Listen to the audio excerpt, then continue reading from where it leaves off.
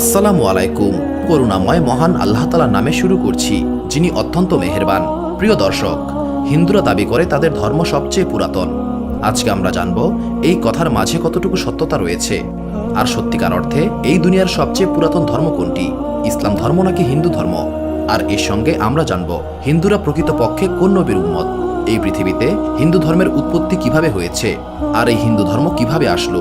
হিন্দু ধর্ম কিভাবে সৃষ্টি হয়েছে? হিন্দুরা বলে তাদের ধর্ম অনেক পুরনো, কিন্তু আদৌ কি হিন্দু কোনো ধর্ম? হিন্দুরা আসলে কোন নবীর উম্মত জানুন আজকের ভিডিওতে।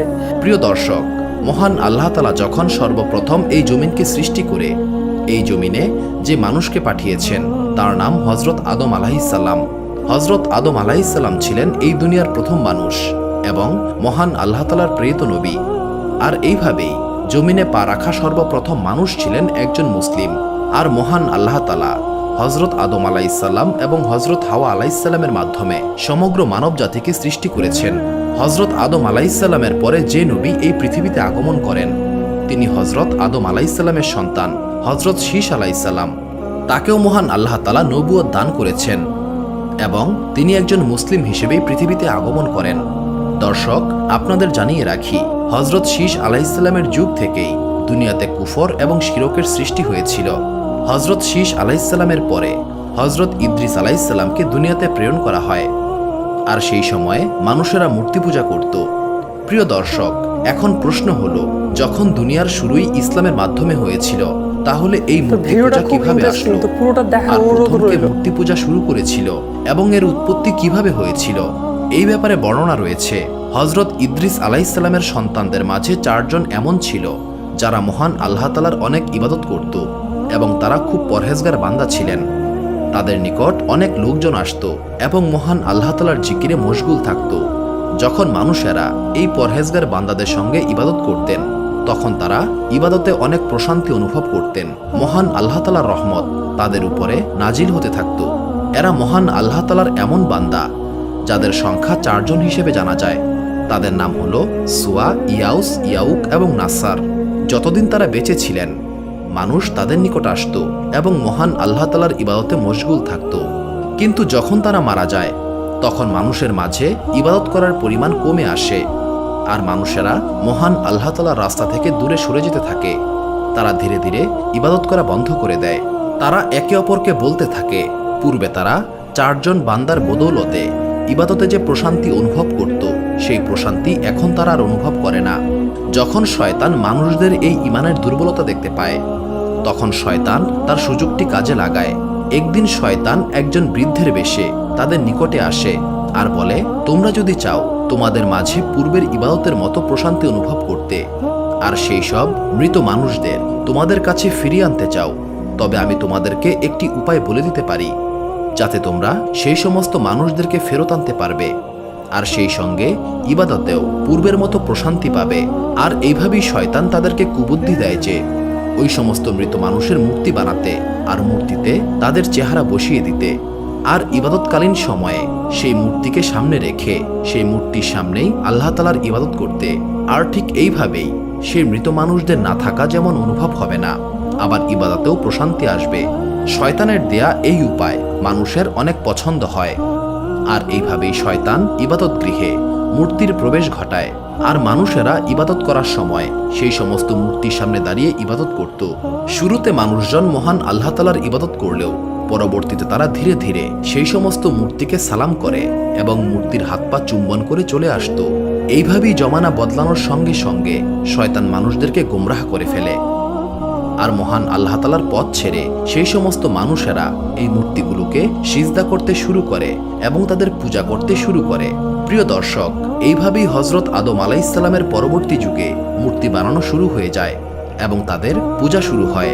আর শয়তান মানুষকে মহান আল্লাহ তাআলার ইবাদত থেকে সরিয়ে মূর্তি পূজায় বিভোর করে রাখে। আর ধীরে ধীরে এই মূর্তি পূজা এমনভাবে ছড়িয়ে পড়ে যে প্রতিটি নবীর সময়ই মানুষ এই মূর্তি পূজা করত। আর মহান আল্লাহ তাআলা অনেক নবী রাসূলকে এই সমস্ত মূর্তি পূজারীদেরকে হিদায়াত করার জন্য প্রেরণ করেন।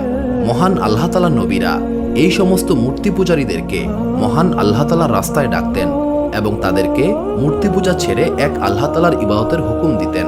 আর এইভাবেই মহান আল্লাহ তাআলা এই সমস্ত মূর্তি পূজারীদের নিকট আনুমানিক 1,24,000 আম্বিয়াকে প্রেরণ করেন।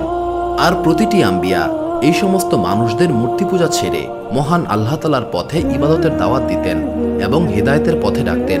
প্রিয় দর্শক, এবার চলুন জেনে আসি আজকের হিন্দুরা কোন নবীর উম্মত। মহান আল্লাহ তাআলা প্রত্যেক কওমের নিকট হেদায়েতের জন্য নবী রাসূল প্রেরণ করেছেন। যেভাবে মহান আল্লাহ তাআলা পবিত্র কোরআনে ইরশাদ করেন, নিশ্চয়ই আমি প্রতিটি কওমের নিকট নবী প্রেরণ করেছি। পবিত্র কোরআনের এই আয়াত থেকে বোঝা যায় মহান আল্লাহ তাআলা প্রতিটি কওমের নিকট নবী প্রেরণ করেছেন। তাহলে হিন্দুস্তান কিভাবে নবীবিহীন অবস্থায় থাকতে পারে? হিন্দুরা কোনো না কোনো নবীর অনুসারী ছিল। এছাড়া হিন্দু পুরাণে জান্নাত, দোজক এবং আখিরাতের বর্ণনা পাওয়া যায়। এছাড়া হযরত মুহাম্মদ সাল্লাল্লাহু আলাইহি সাল্লামের বর্ণনাও রয়েছে হিন্দু পুরাণে। ভারতের একজন প্রখ্যাত সংস্কৃত স্কলার রয়েছেন যার নাম ভেদ প্রকাশ, যিনি বর্তমানে ভারতের একটি বিশ্ববিদ্যালয়ের প্রফেসর হিসেবে দায়িত্বরত রয়েছেন। তার একটি বই প্রকাশিত হয় যার নাম ছিল কল্কি অবতার এবং মুহাম্মদ সাল্লাল্লাহু আলাইহি সাল্লাম। এই বইটি নিয়ে সেই সময় ভারতে খুব তোলপাড় সৃষ্টি হয়েছিল। এই বইটি কয়েকটি ভাষায় অনুবাদ করা হয়। ভারতের অনেক বড় বড় হিন্দু পণ্ডিতগণ এই বইটিকে মিথ্যা প্রমাণ করতে পারেনি। এই বইতে সেই প্রফেসর যেই সমস্ত বিষয় তুলে ধরেন যেগুলো হিন্দু পুরাণে মহান আল্লাহ তাআলার শেষ নবী হযরত মুহাম্মদ সাল্লাল্লাহু আলাইহি সাল্লামের ব্যাপারে এসেছে। প্রিয় দর্শক, আপনাদের জানিয়ে রাখি, হিন্দুরা বিশ্বাস করে অধর্মকে বিনাশ করতে 10 জন অবতার এই দুনিয়াতে আসবেন। এর মাঝে 9 জন অবতার এই পৃথিবীতে 3 যুগ ধরে এসেছে। হিন্দু পুরাণ মতে এই পৃথিবীতে মোট 4টি যুগ রয়েছে, যথা সত্যযুগ, ত্রেতাযুগ, দাপর যুগ ও কলিযুগ। এর মাঝে সর্বশেষ অবতার কল্কি অবতার আসবে কলিযুগে, যা শেষ নবীর কথা হিসেবে এসেছে বলেই প্রমাণিত হয়। হিন্দু পুরাণ মতে কলিযুগ কয়েক হাজার বছর পূর্বেই শুরু হয়ে গিয়েছে, আর দুনিয়া ধ্বংস হওয়া পর্যন্ত এই যুগই চলতে থাকবে। হিন্দুদের এই কল্কি অবতারের কথা তাদের বেশ কয়েকটি পুরাণে এসেছে। যেমন ভগবত পুরাণে বলা হয়েছে, কলিযুগ বা শেষ জমানার একটি বড় অংশ পার হয়ে গিয়েছে। এটি সেই সময় যেখানে ভগবান সবচেয়ে শক্তিশালী এবং সর্বশেষ অবতারকে পাঠাবেন। প্রিয় দর্শক, আপনাদের জানিয়ে রাখি, পয়গম্বর এবং অবতার কিন্তু সম্পূর্ণ আলাদা একটি বিষয়, কিন্তু হিন্দুরা মনে করে একই জিনিস। ভগবত পুরাণের শ্লোকে কল্কি অবতার বা সর্বশেষ পয়গম্বরের জন্ম, বংশ এবং তার মা বাবার ব্যাপারে বলা হয়েছে। প্রিয় দর্শক, হিন্দু পুরাণে বলা হয়েছে কল্কি অবতার বা শেষ পয়গম্বরের জন্ম যেখানে হবে তার নাম হবে সাম্বাল। হিন্দুদের বিখ্যাত পণ্ডিত ডক্টর প্রকাশ তার গ্রন্থে বলেন, সাম্বালের 3টি অর্থ দাঁড়ায়। প্রথম অর্থ, সাম্বাল এমন জায়গা যেখানে আমল করা হয়। দ্বিতীয় অর্থ, সাম্বাল সেই জায়গা যেটি পানির কাছাকাছি। তৃতীয় অর্থ, এমন জায়গা যেখানে মানুষ আকর্ষিত হয়ে ছুটে আসে। প্রিয় দর্শক, এই ব্যাখ্যা থেকেই বোঝা যায় এই জায়গাটি মক্কা, কারণ মক্কা ছাড়া এমন কোনো জায়গা নেই যেখানে সব থেকে বেশি মানুষের সমাগম হয়। এছাড়া হিন্দু কিতাবে এটিও উল্লেখ রয়েছে, কল্কি অবতার সেই জায়গার সবচেয়ে ধনী ও প্রভাবশালী কওমে জন্ম নেবে। তো এই কথার কোনো সন্দেহই নেই, হযরত মুহাম্মদ সাল্লাল্লাহু আলাইহি সাল্লামের দাদা আব্দুল মুত্তালিব তিনি ছিলেন কুরাইশ এবং মক্কার সর্দার। এছাড়া হিন্দু কিতাব ঋগ্বেদেও উল্লেখ রয়েছে কল্কি অবতারের জন্মদাত্রী মাতার নাম হবে সুমতি। প্রিয় দর্শক, সুমতিকে বলা হয় আমলকারী। নবী করিম সাল্লাল্লাহু আলাইহি সাল্লামের আম্মার নাম ছিল আমেনা, যার অর্থ আমলকারী। এইভাবেই বহু নিদর্শন পাওয়া যায় হিন্দু কিতাবগুলোতে, যেখানে স্পষ্ট করে ব্যাখ্যা করা হয়েছে নবী করিম সাল্লাল্লাহু আলাইহি সাল্লামের ব্যাপারে। আর এসব থেকে এটিও প্রমাণিত হয় হিন্দুরা যে অবতারের অপেক্ষা করছে তিনি নবী করিম সাল্লাল্লাহু আলাইহি সাল্লাম, যার আগমন এই দুনিয়াতে হয়ে গিয়েছে। হযরত মুহাম্মদ সাল্লাল্লাহু আলাইহি সাল্লামের দুনিয়াতে আগমনের পরে এবং কিয়ামত পর্যন্ত যত মানুষ আসবে সবাই তারই উম্মত।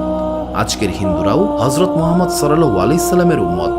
আর কিয়ামত পর্যন্ত যত মানুষ নবী করিম সাল্লাল্লাহু আলাইহি সাল্লামের উপর ঈমান আনবে তারা হবে মুসলিম, আর যারা ঈমান আনবে না তারা কাফের হিসেবে থাকবে। প্রিয় দর্শক, এবার চলুন জেনে নেই হিন্দুরা কি জান্নাতে যাবে। দর্শক, জান্নাতকে তৈরি করা হয়েছে ঈমানদার ব্যক্তিদের জন্য। যে ঈমান আনবে সে জান্নাতে যাবে, আর যে ঈমান আনবে না তারা জাহান্নামী হবে। যখন থেকে দুনিয়ার বুকে নবী করিম সাল্লাল্লাহু আলাইহি সাল্লাম এসেছেন তখন থেকেই তিনি মহান আল্লাহ তাআলার হুকুম মেনে চলছেন। যে মহান আল্লাহ তাআলা এবং তার নবীর উপর ঈমান আনবে এবং আমল করবে সে হবে জান্নাতি, আর যে হুকুম পালন করবে না সে চিরকাল জাহান্নামী হবে। মহান আল্লাহ তাআলার কাছে আমরা দোয়া করি তিনি আমাদের নবী করিম সাল্লাল্লাহু আলাইহি সাল্লামের দেখানো পথে চলার তৌফিক দান করুন, আমিন। তো ভিডিওটা আপনাদের কেমন লাগলো কমেন্ট করবেন, আর একটা লাইক করতে ভুলবেন না।